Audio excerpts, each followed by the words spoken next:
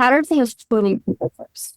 And we lived by that. For instance, during the pandemic, we did not lay off one person. Or we sent our cash to keep our people employed. And it's one of our biggest values is people first. And as a leader, I've always been empowered to do that at my level, whatever level that was. And I've seen everyone around me do the same.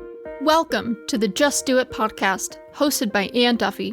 Dental Entrepreneur Women is here to dive deep and share stories with the mission to inspire, highlight, empower, and connect all women in dentistry.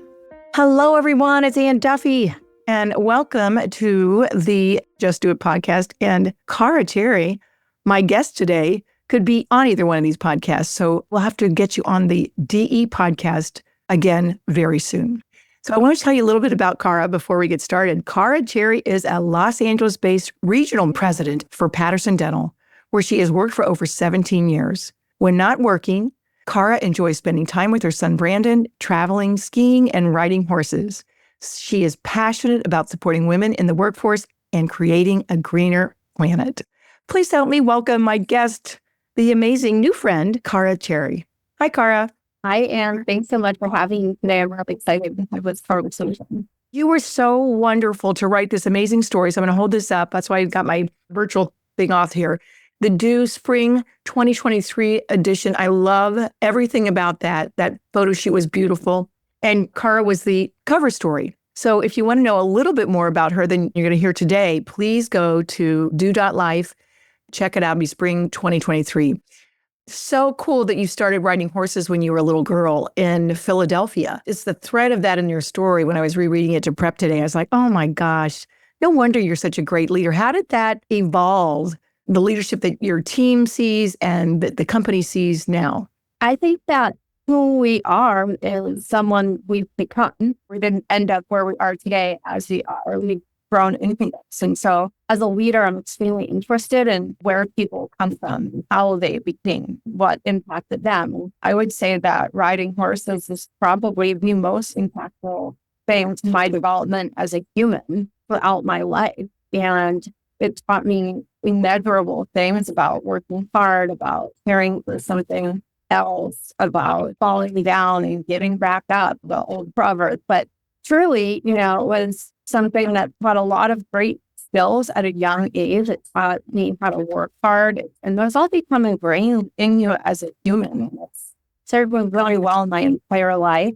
And then as I got older, I realized it also taught me that what you invest in something is what comes of that for you. And I think that's a really important lifelong lesson. And so as I help grow my team members, as I support my team, I really try to understand who are you, where did you come from, what makes you tick, what's important to you. And I think going all the way back to where's when childhood even is odd sometimes in a corporate setting, but truly helps you help others a lot more when we understand who they really are. I can see that, especially because we're formed in such an early age. And when you have that opportunity, and of course, riding horses is not that easy. Okay, you got to take care of the stalls. There's just so much that goes into it that does help form you as a person. And then, of course, I'm reading in your story that you took that on and then took the entrepreneurial route as a young lady, training other people, having this education platform that actually turned into a big business before you even got into Patterson or graduated from college, which is just incredible to me.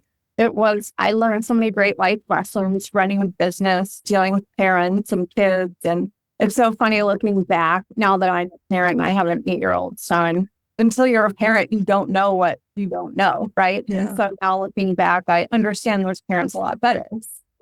Yeah.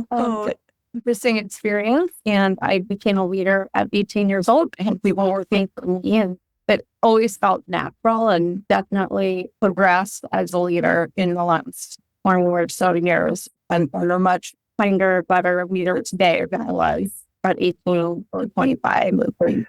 You must have the strengths. We're big in strength finders at the Due. So I don't know if you've ever taken strength finders, but you have the qualities of leadership all over you. They say, are leaders born or are they made?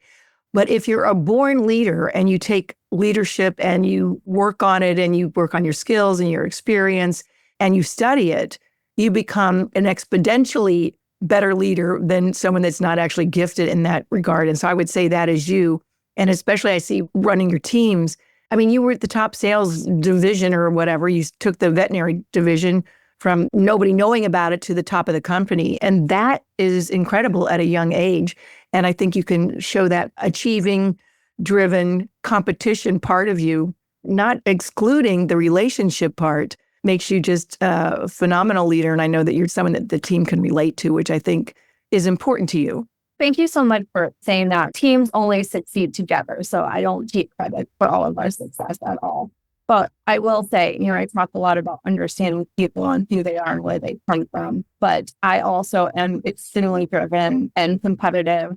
And I expect a lot from people. We're all privileged to work at Patterson, and to whom much is given, much is expected. I found that by creating a culture, you have to enjoy the work and you have to be willing to do the work. And that gets you those results, and that feels good. And that continues to create that energy, momentum, and culture. And I think that when teams are struggling and I dive deeper, you really see that somewhere along the line, their team members either don't know how to do the work, don't have the tools they need to do the real work, or don't want to do it. And so it's a dive in and understand at that level what's going on and how do we fix it. That's beautiful, because they just might be in the wrong seat, right? They're good people, but they just might be in the wrong seat. But you have such a love for Patterson. I think that's so cool. You've been there for 17 years, but what gets you up in the morning and gets you going? You've got little Brandon, he's 8 years old. You still got a lot of work to do with him in the morning, I'm sure, before he gets on the bus. Yeah, exactly. I love the people that are with, and I love what we do. And you work for a company that always keeps the patient experience and then the customer, the dentist in mind. And how are we promoting better patient care? How are we enabling our customers? These are questions we ask ourselves every day and work on solutions for. And so I think being solutions-based and really working to serve a community serving humanity, mental health is so important. And the need and the connection to our overall well-being is proven more and more every day. So being a part of a great team with people I love and working on this mission, truly, I feel like we're mission-based, implement new technologies that impact patients. That's awesome and admirable. And it circles back to your relationship piece that's so important to you. You've carried that on with your team. And I'm sure that's why your team loves you and stays intact, because they want to be appreciated. They want to be seen and be heard. And so often, different companies, you just clock in and clock out, and that is not sustainable in this day and age. So kudos to you that you've recognized that from a very, very early age in your career. I personally understand the impact it has to have strong personal connections to wake up to go to work every day. And that's what I love about the team and the direct reports to me. They like each other. If we all lived in the same city, we'd hang out. So I think that's really breeds a lot of great ideas, sharing just an environment that's really healthy to work in. Oh, I love it. It reminds me of Dude. You've created this group of people that they're like-minded. They love dentistry. They love the patient and the aspect of the culture and the mission-driven. Sometimes you think you already have too many friends or you have enough friends. But when you have a little common thread, I think it can enrich any friendship. And I love the fact that you feel that way because, again, I've worked for bosses that they didn't feel like they could be that close, could be likable, would want to be liked and want to like everybody. So that comes right from the top. And I'm so happy and proud of you for setting that tone in your group. But one thing I saw in your article that I just absolutely loved, because I always say progress, not perfection with my team, because perfection will kill us. And then one of your favorite sayings is perfect is the enemy of progress. And that was the first time I actually heard that was in your article. And it really puts a good frame on cause for burnout in dentistry, right? You really have to just take a beat, take a breath, and realize it's progress that's important. It is. And I think when you are constantly seeking perfection, it really impedes progress because people are afraid to take risks. And so we have to fail fast and fail forward and try new things. We're living in a time where things are moving faster than they have ever moved in the history of the earth. Yeah. And with the invention of computers and digital technology and now AI, things are changing rapidly. And it's up to all of us to understand how to best use that for humanity and for better patient care, dentists' ability to run a more efficient business. I think we're going to see a lot of changes in not only in patient care with AI, but all offices are running. It is crazy. Just came out. I think AI was just really came to everybody's forefront 2 years ago. And now it's just infinite what it can do on the positive side for our offices of the patient care.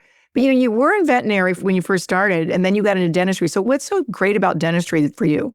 I'm glad you talked about this. I wanted to circle back to it. The relationships, really industry-wide, with just met some really wonderful people, dentists, bachelorettes, as managers, et cetera. And it's a great community of smart, caring people. I would agree too. I think a lot of people try to leave dentistry, but it's pretty hard. And they so many come back. I think I'm a lifer.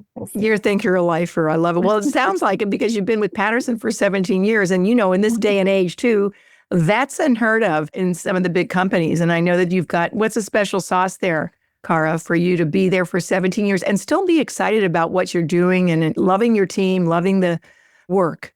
Patterson is putting people first.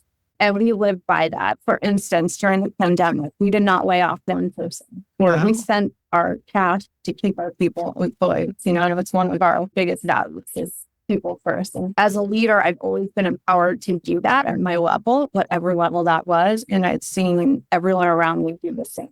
I think just the way we take care of people, we're the people we've been able to put together, and then always been rewarded for my effort and my performance, and been given great mentorship and a path.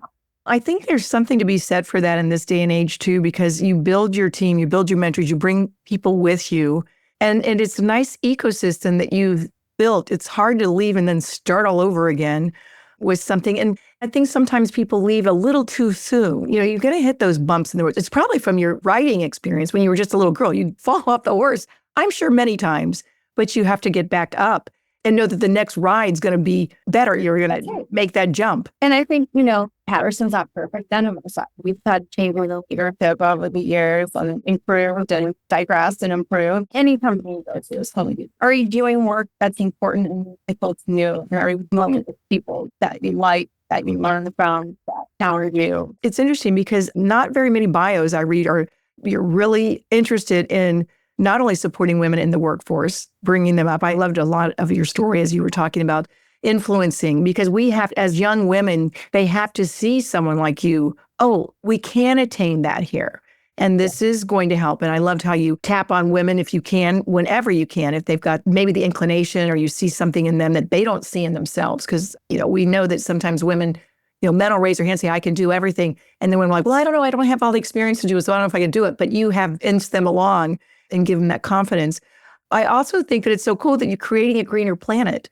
Tell me a little bit about that before we get off. Like, why does that float your boat? I know it's important, of course, for everybody, but to be in your bio, it's got to be near and dear to your heart. It really is. And I just think that we as a society haven't done a great job with going green. I think we'd all agree with that. And I think that just like running our business, you look at the green market for green products, and it hasn't met the need of the people. It hasn't approached people in a way that makes it doable for them. Mm-hmm. So how do you solve problems? Well, you've got to look for the barriers to entry, right? And what are the barriers? There are several. Lack of knowledge, lack of availability, worry that greening products cost too much, not understanding what the historically use is doing to our bodies and our planet. And my thing is, it's not hard. It's very simple to do better for your own body and for the environment. I have a health nut, vegetarian, eat super clean, work out, keeping my son healthy and teaching him all the good eating habits. Then I think about the cleaning products you use. If it didn't occur to me until I was pregnant and was really aware, right, of what was impacting my body. And we look at all of these cleaning products, laundry products, and they're terrible for you. Some of the stuff is in jet fuel, and we're using it on our clothing that's rubbing on our body. Skin's your largest organ, right? You're absorbing that stuff. Mm-hmm. If we could get people just doing little baby steps and improving things, change your laundry detergent. And that's a huge offender. Great, you change your laundry detergent. Maybe in 6 months, you could think about changing your dish detergents and making it easy for people to find information about products and help them understand it's really possible at this point. And previously, this stuff didn't work well 5 years ago, but I would say it works well. It sure does. I notice when I go to our son's house that the products that they use, I'm always so intrigued because they are so health driven and it's cleaner and it's better for the environment, better for the climate, and better for us. So we will continue that because, Brandon's only 8 years old and he's got a long life to live and we have a long life to live as well. And I love how Patterson is having that initiative also, I believe, to bring more green products to the dental industry, which has been a long time coming. But like AI, it'll be here before we know it and we'll have our offices green and you'll be at the forefront of that, I'm sure. And I love that most corporations, have initiatives surrounding this. We're doing a lot of things, just trying to be more efficient. And the great news is going green is good for business. It makes sense to do things more efficiently and more clean. So I am excited about that impact as well. We're going to see the big industry over the next several years. That'll be fun to watch and see where you lead because you will be one of the leaders in that arena. Just ending here, one of the things I wanted to touch on is your desire to keep relationships around you, not only in your work, but in your life, strong. And I always thought about the Patterson reps that I've known, and it is about trust, isn't it? And you just can't fake that. So I think coming from the top, creating an environment that is progress, not perfection, and helping people realize they just have to get back up and how can I help you? For the leaders that are out there that maybe have a group that are reporting to them, what's the best advice you can give them as far as leading a team and keeping a team happy and productive? Well, I'll tell you a little story. I got an email forwarded to me a couple weeks ago from them, and one of our customers was retired. And she wrote a letter about how Patterson was part of what they're doing, how we built the office, about how we solved countless problems for her throughout the years. We've had get well cards that she'd saved from our team from lifelong cancer. And just hearing the impact of a lifetime of relationship with Patterson, it really reinforced we have to be mission driven in what we do. If you're doing something that doesn't resonate with you, find something that does. Especially if you're a leader, because your team deserves so much more than. And having a team built on people that are mission driven is really such a special thing. And it benefits the company, the customer, the patients. And I just can't say enough how you have to connect with what you're doing. Oh my gosh. Amen. I would say amen, Cara, because that is true. Lean into your strengths, love what you do. It'll help you love yourself and love others. What I love about watching you or what you do. Number one, you're such a great conduit in the industry and keeping women, especially connected. So thank you for all the work you do with that. Oh my gosh, you're welcome. Well, together we're going to do some amazing things. We've got some work to do. And it's been just a pleasure having you. We had a beautiful retreat we just wrapped up in 24. We're going to do the same thing in 25. I hope I'm there next year. I listen, you know why? I checked the date. I get phony. We have the same date, but I checked this year. We're not overlapping the DTA because many of you guys have to do the DTA, which you love you guys. Great leadership in that community. And so, we're November 13th through 15th. The DTA is, I think, 2 weeks ahead or something like that. I just checked it. So I will see you next year at the Do Retreat in Charlotte, North Carolina. That'd be fantastic. So, Cara, thank you so much. You've been a dear friend. And I want to thank you for always opening your heart to me when I walk into a meeting. You're very high up on Patterson, but you always make room for somebody that's in need of a smile or a hug. And I appreciate you for that. So keep it up. Same feeling. I will. And if you're listening, anybody out there, remember the most important thing you can do is to keep doing you. Thanks, everybody. Cara, thank you. Have a great day, and I'll talk to you next time. Thank you for listening to the Just Do It podcast, hosted by Ann Duffy. To learn more about dental entrepreneur women, to share your story, or to join the movement, please visit our website, do.life. That is DEW.life. Subscribe to the show on Apple Podcasts or your favorite podcasting app to make sure you don't miss an episode. And in the meantime, keep doing you.